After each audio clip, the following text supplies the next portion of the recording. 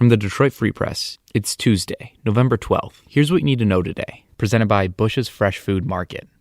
Calling all foodies, Bush's is hiring. Are you passionate about food, looking for growth, development, and excellent wages? Come grow with Bush's and apply online at bushes.com/join our team. That's Bush's, BUSCHS.com/join our team. This is J.C. Reindl for the Detroit Free Press. The Detroit Area Carpenters Pension Fund is projected to run out of money by 2035. Our investigation found that the fund sunk over $100 million into risky real estate deals over the past 2 decades. While these deals aren't the sole reason for the pension fund's troubles, they contributed. The worst deals include an up-north golf course called Forest Dunes that never made money. There also was a Hawaiian timeshare resort that never got built. Some deals did turn out good. One was a Book Cadillac hotel in Detroit, which once struggled but is now doing well. This is John Gallagher of the Detroit Free Press asking, what makes for a good, walkable downtown district? The kind of district where it's fun to shop and stroll and maybe get a bite to eat. Well, downtown Detroit has picked up a lot in recent years, and it may surprise you to hear that it's not just the big deals, stadiums and casinos, that made the difference. No, often it's the little details that matter most. Things like inviting shop windows and plenty of programming in public spaces like Detroit's Campus Martius Park.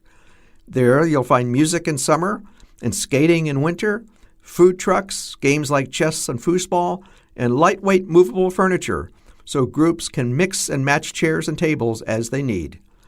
Yes, even though we're told not to sweat the small stuff, when it comes to a lively, walkable downtown, often it's the smallest details that make the biggest difference. For the Detroit Free Press, I'm Amy Hushka. First the snow fell, now comes the cold. Detroit is expected to break a record for the coldest high temperature for November 12th, with temperatures only climbing to 26 degrees. Not only that, but Detroit may also break the record low Wednesday morning when temperatures are expected to only reach 11 degrees. The record low for November 13th is 12 degrees, set in 1911. While the snow will taper off in Metro Detroit, it will be windy with gusts of 26 miles per hour. Winter storm warnings are in effect for Michigan's Thumb, where some areas are expected to get up to 20 inches of snow along with whiteout conditions.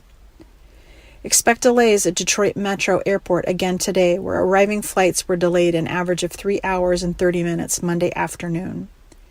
And the National Weather Service reminds us, if you must travel, keep an extra flashlight, food, and water in your vehicle in case of an emergency. This is Detroit Free Press auto critic Mark Phelan reporting. The Jeep Wrangler gets its first diesel for the 2020 model year, and the engine turns out to be perfect for the iconic SUV. The 3-liter V6 produces bucket loads of torque at low engine speed. Combine that with Jeep's 4-wheel drive system and rugged suspension, and you've got a vehicle that feels like it could drive up the side of a building. A lot of diesels are noisy, but I barely noticed the engine driving a soft-top Wrangler through the desert and canyons in southern Utah. EPA fuel economy estimates aren't available yet, but Jeep expects a 30% increase, up to around 30 miles a gallon on the highway. The EcoDiesel is expensive, $3,250 more than the Wrangler's gasoline V6. The 2020 Jeep Wrangler EcoDiesel should be in dealerships late in 2019. This is Julie Hines of the Detroit Free Press. A Tony winner and Detroit native who starred in To Kill a Mockingbird on Broadway is getting her own day from the Motor City. Tuesday has been officially declared Celia Keenan Bolger Day by Detroit Mayor Mike Duggan.